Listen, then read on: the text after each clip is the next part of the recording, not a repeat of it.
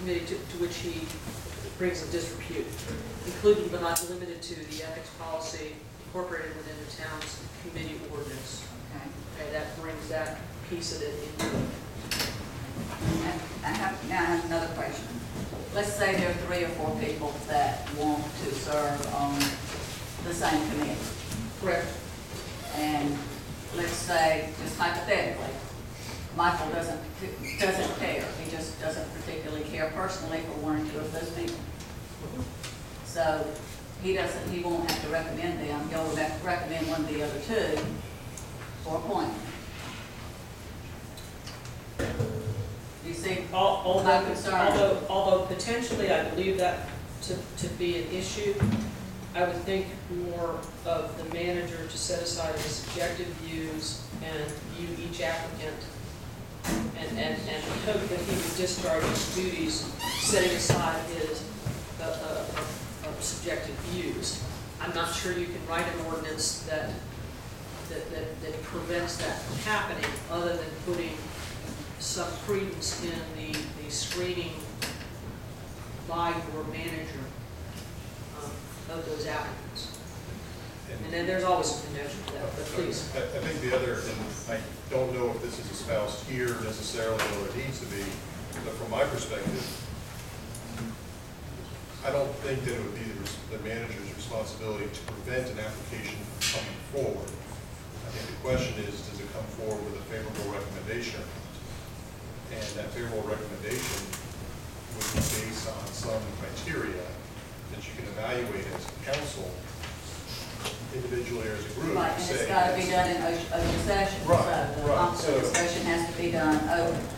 So that would be the establishment, and it would be either recommend for, recommend against, or no comment. It doesn't So matter. either way, all of them will come before council. It's just a matter of which. I think that would be how I would handle it from my perspective. Because again, and this is one of the issues that I have with this, is that if you allow the manager to make those types of decisions, then you're politicizing more than necessary the manager's role. The manager is not supposed to be the political figure. Council's the political figure. They make those appointments. So let them, you can pay the big bucks basically, make those decisions. So the manager's job is basically recommend, and then you make a decision. So I don't see a change in that. Whether that has to be espoused directly by ordinance or not. It doesn't say you're not going to, but it doesn't say you're going to here.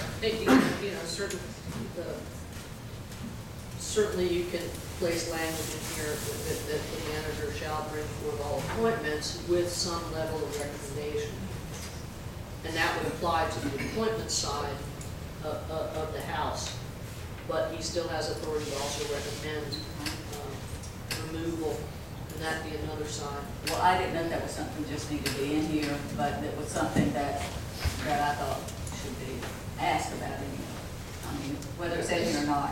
Certainly up to the pleasure of council, as manager said, it can be rewritten to the point that all applicants come before the council, and the manager simply gives a thumb up, thumbs down, or thumb in the middle in terms of his perception of their ability to appropriately serve and their qualifications for service. But ultimately, you would vet all applicants. Well, in the past, that hasn't been the case. We get an application in front of us and we don't know this person. We don't know anything about them except what's in the application. The past few applicants, Dina and I have taken the time to interview the applicants and get to know them a little bit, because I had no problem with them voting for a piece of paper. So can we put some language in here that would say that with the manager's recommendation, 1, 2, 3, however many council members can interview or should interview or will interview the applicant? This does not speak to the council's role in appointing them. This simply speaks to the manager's role in bringing them to you. What you do with them from there is not in my opinion, contemplated in this ordinance. Am I correct? Yes. Yes, I agree with that. And to follow up with that, what I would recommend is that if the council wants to have some sort of vetting process, that you create a standing committee, a subcommittee of yourself, basically, and if the manager serves on that, that's fine, that then interviews candidates, and whether it changes on the season, who gets to be on that committee, or whether it's selected once a year, during your organizational meeting. That's a policy that you can set. That just have, or you can continue as is, and just ad hoc it, or call them up and interview them if you want over the phone, basically.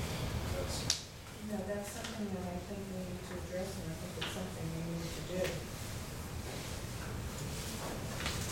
And I would like to question you about item E. In what scenario would you be delegating the authority to? He's the man. He's the man. For instance, with Chris's appointment as planning, I mean, I think it would be part of his duties as town planner, given his knowledge as a planner, to vet those applicants and those committee members to report to him. I mean, as the manager said, this is a swan song in terms of the last rezoning, and we hope for a long time. That's the purpose of having a town planner. So I would assume that Board of Adjustment and Zoning Board, aside from appointment, that he would be the keeper of the keys with regard to those committees. Does that make sense? I would like it to be, the language should be a little bit more specific and state which committees the manager would delegate authority to. Because the way this reads, he can do it to any, or he can delegate to any or all committees. That would be the manager's choice.